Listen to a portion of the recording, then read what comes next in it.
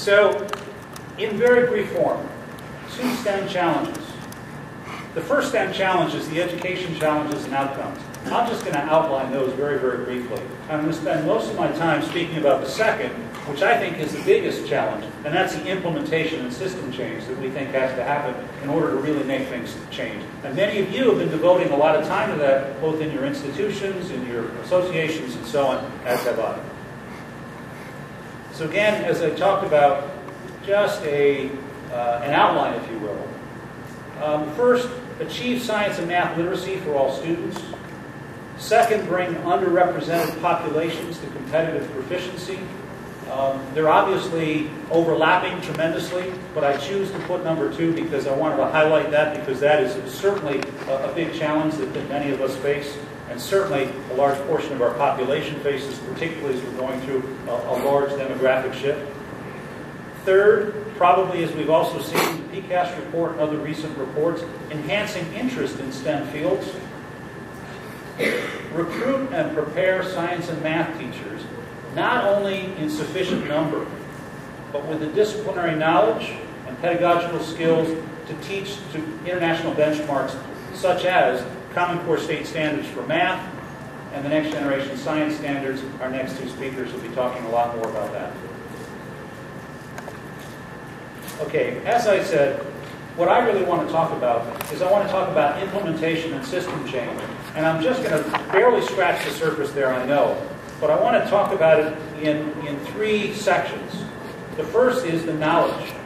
The quality of the knowledge, the organization of the knowledge, the flow and fit of that knowledge to what we're all trying to do. Second is people and institutions. And then third, partnerships oriented in systems. And of course, I'm going to be very myopic. I'm going to talk mostly about where I come from, major public universities, and what we're doing with the science and math teacher imperative, but I think you're going to get a sense of how I see some things fitting together here. When we started the science and mathematics teacher imperative, I'm not an educator, as you heard from my background. I've been a lobbyist. I've been an analyst and an evaluator of programs. And when we first started what became the science and mathematics teacher imperative, of course I went and I found people like Noah and others who knew something about this. But the first question I asked was, okay, so if we're going to start a movement among major universities, presidents, provosts, and so on, what is it that we're going to try to ascribe to? What kind of bar are we going to establish? What kind of framing or model are we going to go to?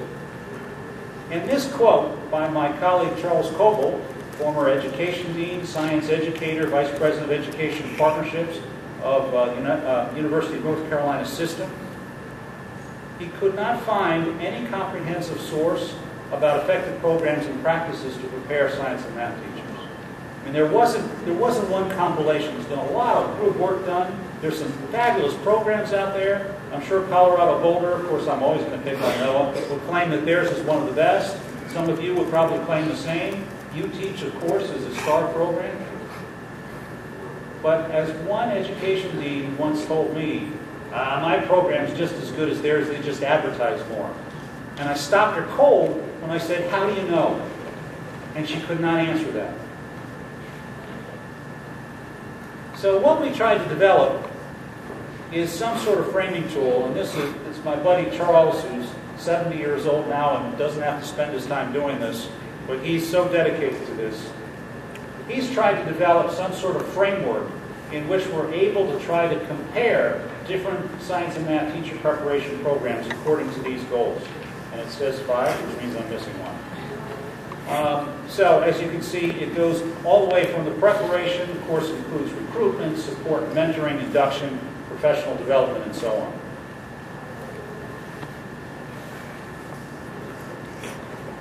I want to talk about people and institutions. Obviously, I'm sort of at the 30,000 foot level here, but maybe it'll spur some of your questions. APLU, Association of Public and Land-Grant Universities, 217 member institutions across the country in every state. There are 27 systems. I think it's 185 institutions. The dominant share of the nation's undergraduates, we grant about 50% of the bachelor degrees in STEM.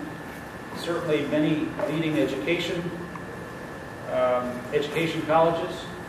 And the rationale we came up with when we formed the Science and Mathematics Teacher Imperative is that we needed a new model. We needed to leverage both the collective action of the institutions and the people in them. We needed to get university leadership on board, particularly presidents and provosts. Obviously, they don't teach students themselves, although some of them might have a course on the side, but they can help support a supporting environment. They can create an opportunity on campus for faculty members to get their programs established. Sometimes they even deal with funding. One of the things that I think is very helpful for an association like ours is try to establish some sort of common metric, common objectives, and then how you measure that. Of course, we're all talking about assessment these days. An association like mine, particularly if it gets the buy-in from the leadership of the universities that are members, would really, really help to try to get them. Sometimes there's a little competitive among one another, to try to adapt some common metrics in which they're going to say, okay, have we made some difference? Last is extensive cross-pollination, so that institutions learn from one another. As you're doing in physics, well, have the kids learn from you folks? Have others in some institutions learned from the LA program in Colorado Boulder? I would argue that's just getting started. And it's certainly been helped by PhysTech. It's certainly been helped by us. But what do we have now? Still less than 30 institutions that are doing that program, which is a pittance.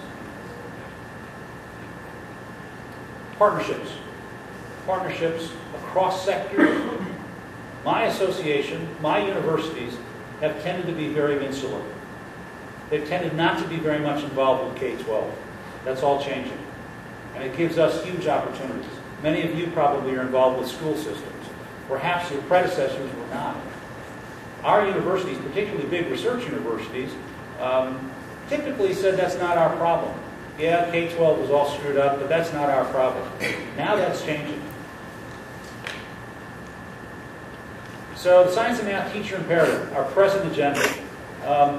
From the time I did this slide, admittedly this morning, we've now gone up to 129 universities in either 44 or 45 states. We're still growing. Wow. It's over 8,000 science and math teachers a year. I've got some big systems involved in this, obviously some big players, and we think that's about 40% of the science and math teachers, mostly at the secondary school level. Three foci. One is quality. Okay, we're doing numbers. So how do we know if the science and math teachers that we're preparing are any good? And how do we know that the science and math teachers that are being prepared in North Carolina can hold sway with those in Colorado? Well, I would argue with the Common Core State Standards, we're going to have opportunities and we're probably going to have challenges that we haven't had before in trying to figure all that out. So we've launched the Quality Initiative. We can talk a little about that. Trying to figure out what the attributes are of science and math teacher preparation programs. And I know in physics there's an effort that hopefully is going to lead in and tie into what we're doing across all of the disciplines, science and math. Understanding institutional change, how we change our institutions. And third, partnerships to meet the challenges of the Common Core, as we're going to hear more about soon.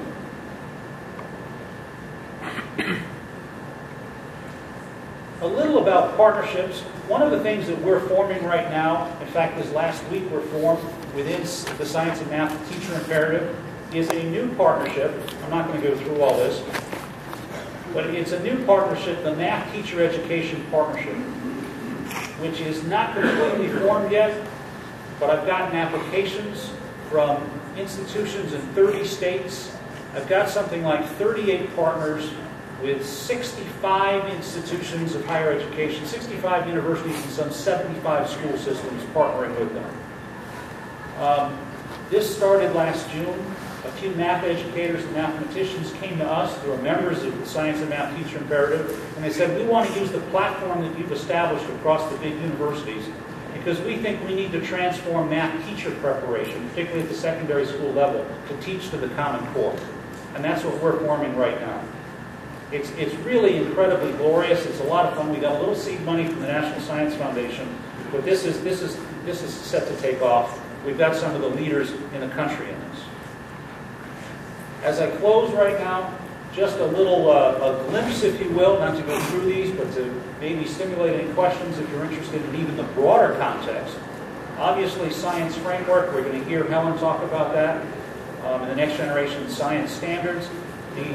Our sister organization, if you will, the Association of American Universities, they're starting this incredible undergraduate science education effort, which Noah is involved in that because he doesn't have enough to do back in Colorado. The Business Higher Education Forum, BHEF, is also doing undergraduate science, linked with both us and AAU.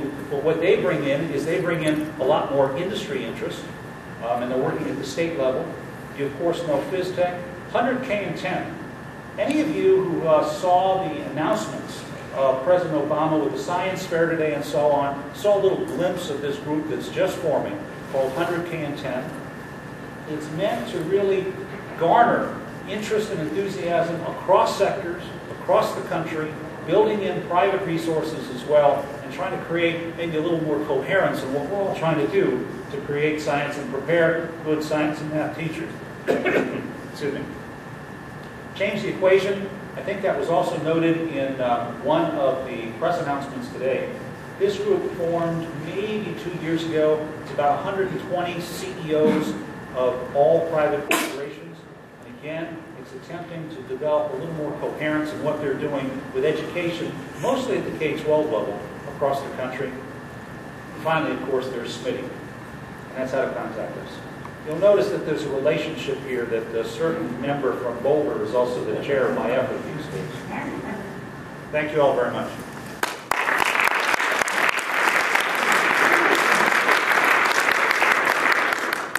So Howard's graciously agreed to take some questions now, specifically on his talk, and then we will have the panelists all join for sort of collective enterprise for the real zingers.